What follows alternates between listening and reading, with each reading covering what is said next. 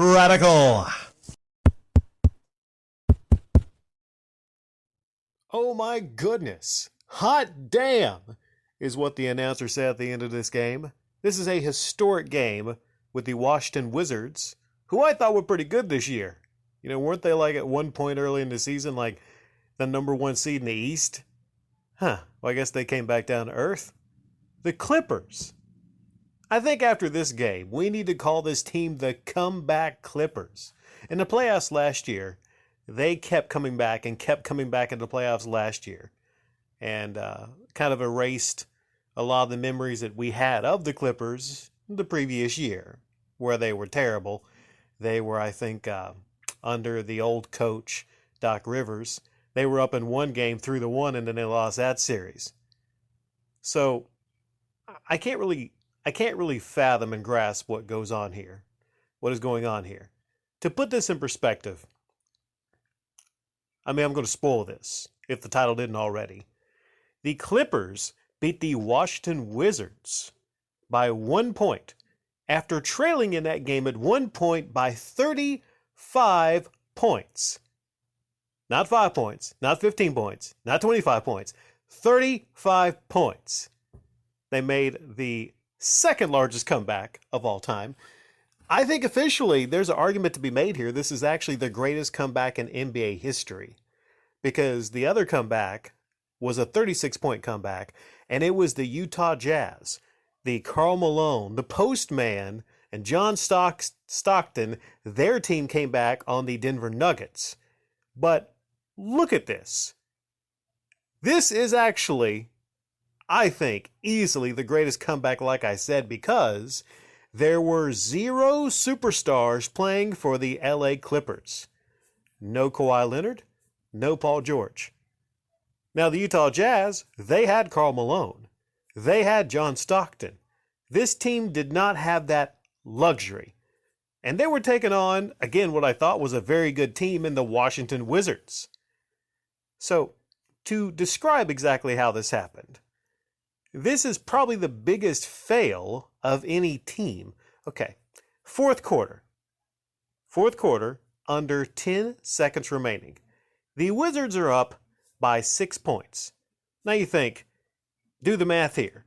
If you're up by 6 points with 10 seconds remaining, it's got to be the easiest thing in the world. You're like, okay, there is no possible way, because, you look at the time, it would be nearly impossible unless you were just absolutely terrible at playing the game of basketball. Terrible at guarding, terrible at the basics. Well, what happened is the Clippers inbounded to Luke Kennard. Luke Kennard? Who's Luke Kennard? I think people know who Luke Kennard is after this game. They inbounded to, eventually got to Luke Kennard, and he took him about 2 seconds after the inbound, he nailed a Steph Curry-like logo deep three.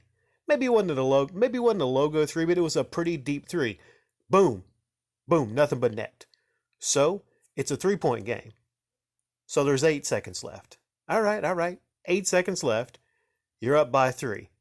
Pretty much all you got to do is inbound the ball to somebody. And then literally, you can hold on to the ball after you're inbounded, clutch it, and let time expire. That's all you got to do. You're going to get fouled. You go to the line. You make maybe 1 of 2 or something like that. If you make 1 or 2 free throws, then boom. The best the other team can do is come down the way on the other court, hit a 3 real quick, because they'd only have a couple seconds to hit a 3, and then, you would still win by 1 point. Guess what happens? 5-second violation. They don't even get the ball inbounded. They would have done better just to throw the ball at the back of the court and get back on defense. But no. So then the other team gets the ball, and guess what happens? Another Luke Kennard 3. This one was difficult. He was being guarded on this one from the right side. He was being guarded the exact opposite of, you're probably not going to guard somebody at the logo, granted, but this was the exact opposite, because he was fouled taking a three-pointer. Just like 10 seconds left.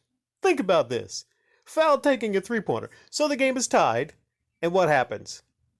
He drains that free throw. So they're up by 1, and it's a little over a second left. And they lose. I don't know about you, but if I were playing on that team, I would be ashamed to suit up for the next game.